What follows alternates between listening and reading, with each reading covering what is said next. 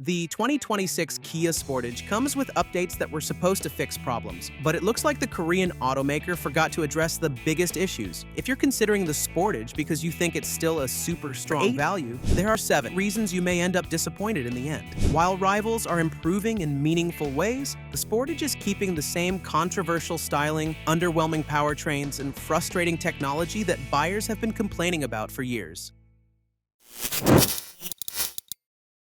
Number 7. Styling.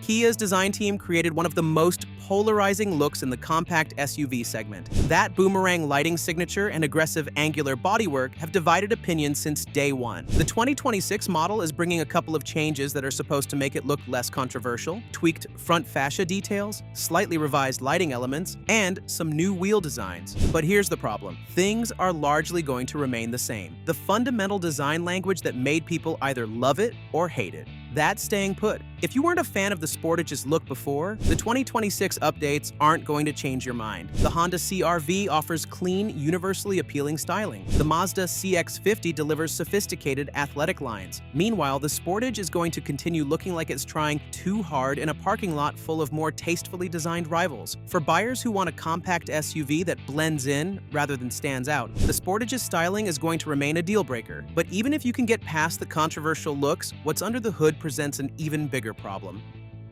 Number 6. Hybrids disappoint.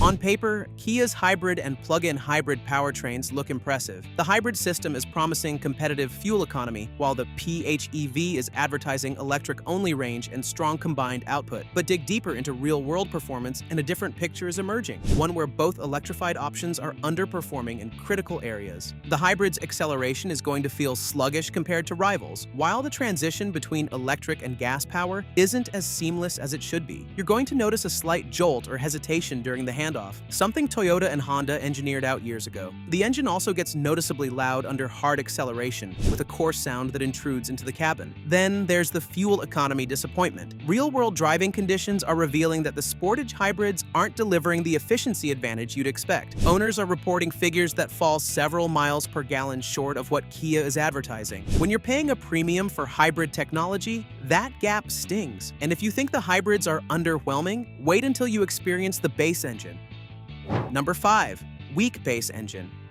Reliability might be there, but performance certainly isn't. The standard gas-only version is going to feature one of the slowest powertrains in the class, a naturally aspirated 4-cylinder that's going to struggle with modern traffic demands. With around 187 horsepower on tap, the base Sportage is going to feel underpowered in almost every driving situation. Merging onto highways becomes an exercise in planning ahead. Climbing hills with a full load? Prepare for the engine to work overtime with minimal reward. The Mazda CX-50 offers a more responsive base engine. The Honda CR-V's turbocharged 4-cylinder pulls way better. Even budget-focused rivals are offering better performance than what Kia is delivering. The transmission doesn't help matters either. The 8-speed automatic isn't programmed aggressively enough to extract what little performance the engine has to offer. When you need to overtake on a mountain road, the transmission stays in too tall a gear, forcing the engine to labor at low RPMs where it has no power. By the time it finally downshifts, your passing window has closed, but sluggish acceleration is only part of the problem. The chassis setup makes things even worse.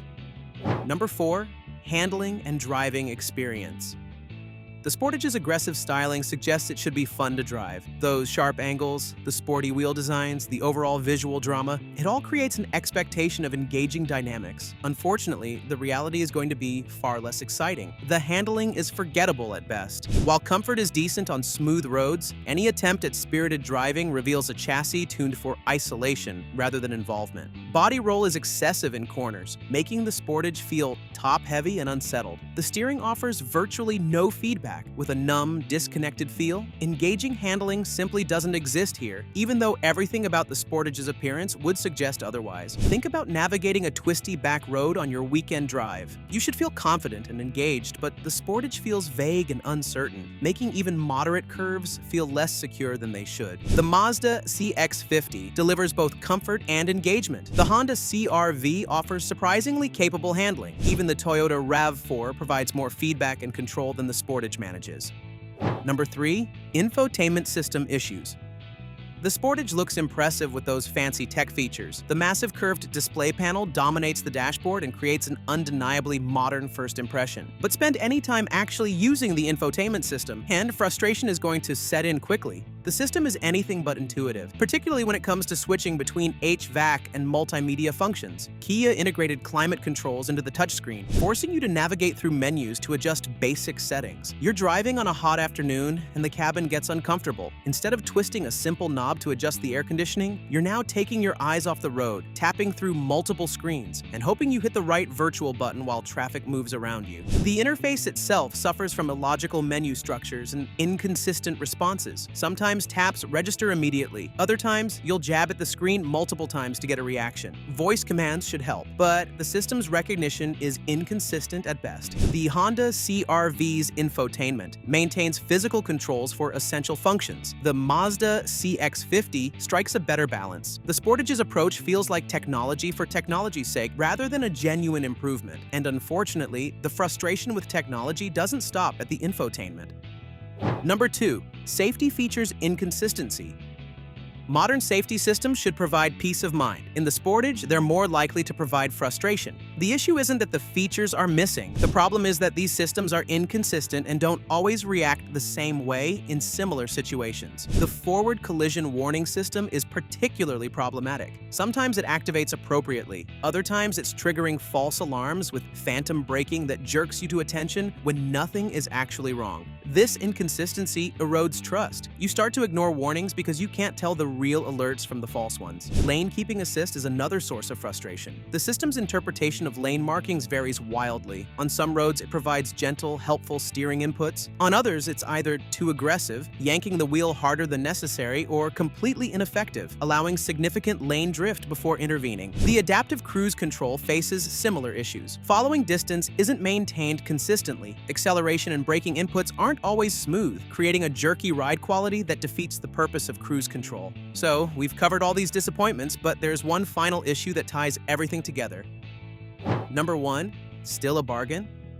Back in the day, one of the Sportage's key advantages was its more affordable price. The Sportage was the strongest value in the segment. You could get a well-equipped compact SUV for thousands less than comparable alternatives. That value proposition was a major selling point. In the meantime, the Sportage got more luxurious and, predictably, more expensive. Today, it's closing the gap with rivals to the point where the price advantage has nearly disappeared. Once you move up to the trim levels most buyers actually want, the Sportage is costing nearly as much as a Honda CR-V, Toyota RAV4, or Mazda CX-50. We're not talking about undisputed ultimate value anymore. When the Sportage was significantly cheaper, buyers could overlook its compromises. The styling might be polarizing, but you're saving $3,000. Those justifications no longer hold water when the Sportage is priced within a few $100s of alternatives that don't require you to make those same compromises. The updates continue to push prices even higher. The Sportage is losing the one advantage that made its flaws more acceptable. When you're paying similar money for a compact SUV, why would you choose the one with controversial styling, underwhelming powertrains, and frustrating infotainment? The value equation that once made the Sportage a smart choice is vanishing, leaving it as just another option in a segment full of better-rounded alternatives. The 2026 Kia Sportage represents a missed opportunity. Kia had the chance to address genuine concerns, but instead chose to make only superficial changes while keeping the fundamental flaws intact. Between polarizing styling, hybrid systems that underdeliver,